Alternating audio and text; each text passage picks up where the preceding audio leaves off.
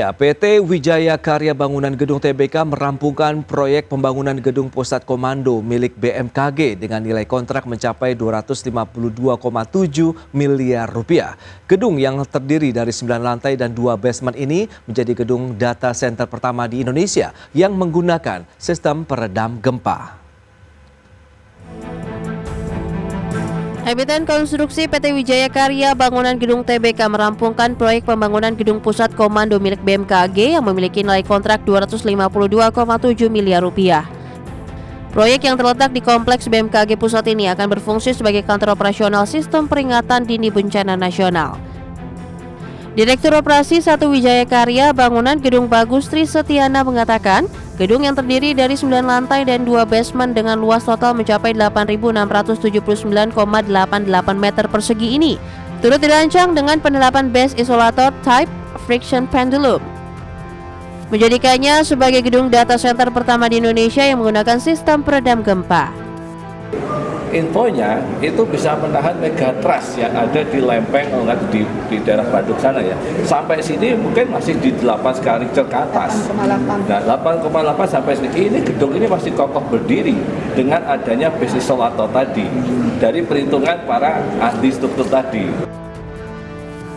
PLT Kepala BMKG Dwi Korita Karnawati menyebut, proyek ini merupakan bagian dari Indonesia Disaster Resilient Initiative Project yang didanai Bank Dunia.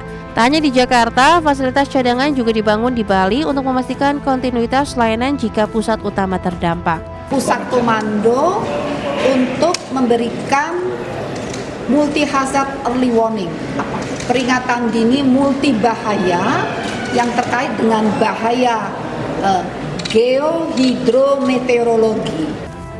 Dirancang dengan struktur tahan gempa yang mengandalkan teknologi friction pendulum base isolator untuk meredam guncangan. Nantinya seluruh sistem tetap bisa berjalan tanpa gangguan ketika gempa terjadi.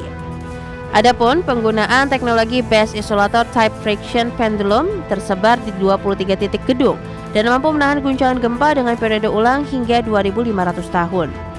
Dari Jakarta, Ade Firmansyah, IDX Channel.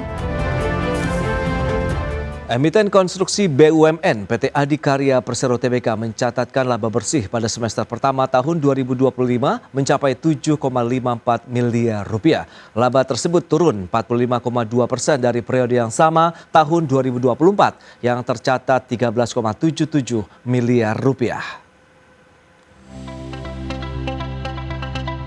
Emiten konstruksi BUMN PT Adikarya Persero Tbk yang berkode saham ADHI mencatat laba yang dapat diatribusikan kepada pemilik entitas induk pada semester pertama 2025 mencapai 7,54 miliar rupiah. Laba tersebut turun 45,2% dari periode yang sama tahun 2024 yang sebesar 13,77 miliar rupiah. Mengutip laporan keuangan di Keterbukaan Informasi Bursa Efek Indonesia, pendapatan usaha ADHI pada semester pertama 2025 turun 32,9% dari 5,68 triliun rupiah menjadi 3,81 triliun rupiah. Beban pokok ADI juga ikut turun menjadi 3,2 triliun rupiah dari sebelumnya 5,1 triliun rupiah sehingga laba kotor ADI naik tipis menjadi 571,8 miliar rupiah dari 521,6 miliar rupiah. Sementara beban penjualan ADI naik menjadi 5,8 miliar rupiah dan beban umum dan administrasi juga naik menjadi 378,2 miliar rupiah. Sehingga jumlah beban usaha naik menjadi 384 miliar rupiah. Jumlah ekuitas tercatat sebesar 9,69 triliun rupiah, naik dari akhir 2024 senilai 9,67 triliun rupiah. Total liabilitas terkumpul sejumlah 24,68 triliun rupiah, mengalami penurunan dari akhir tahun lalu 25,36 triliun rupiah. Jumlah aset 34,38 triliun rupiah, mengalami penyusutan dari periode akhir tahun sebelumnya 35,04 triliun rupiah. Tim Liputan, IDX Channel.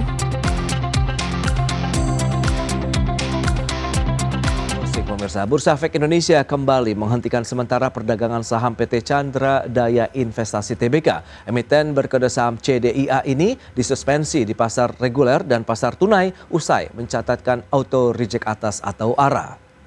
Ya, Bursa Efek Indonesia memandang perlu untuk melakukan penghentian sementara perdagangan saham CDIA mulai sesi 1 tanggal 23 Juli 2025 sampai dengan pengumuman bursa lebih lanjut.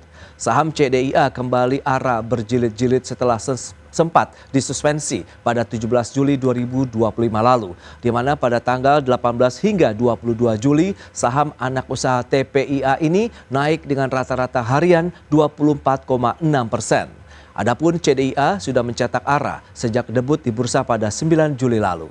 Dengan ini, saham CDIA meroket 491,8% ke harga 1.515 dari harga penawaran awal yang ditetapkan sebesar Rp190 per saham.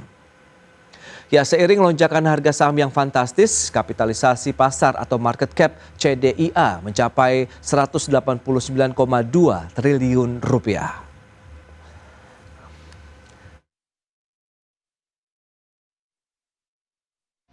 Baik pemirsa, berikutnya kami update terkait dengan penutupan indeks harga saham gabungan pada sesi pertama perdagangan hari ini, di mana IHSG masih bertahan di zona hijau, mengalami penguatan sekitar 0,77%, pemirsa, berada di 7.401,086.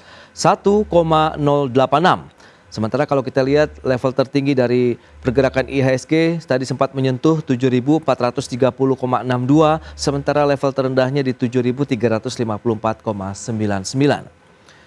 Saham-saham yang mengalami penguatan ada sebanyak 335 saham, kemudian saham yang mengalami pelemahan 238 saham, sementara saham yang tidak bergerak atau stagnan 222 saham.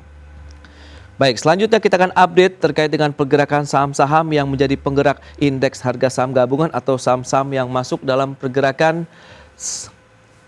top gainers. Ini dia. Saham-saham top gainer kita ada ADMR yang mendorong ataupun menjadi penopang penguatan indeks harga saham gabungan, kemudian WIRG, kemudian Astra International dan juga Adaro. Itu dia saham-saham yang masuk dalam deretan top gainers.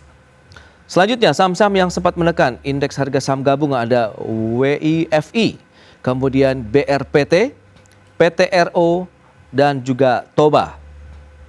Selanjutnya kita akan cermati pergerakan sektoral.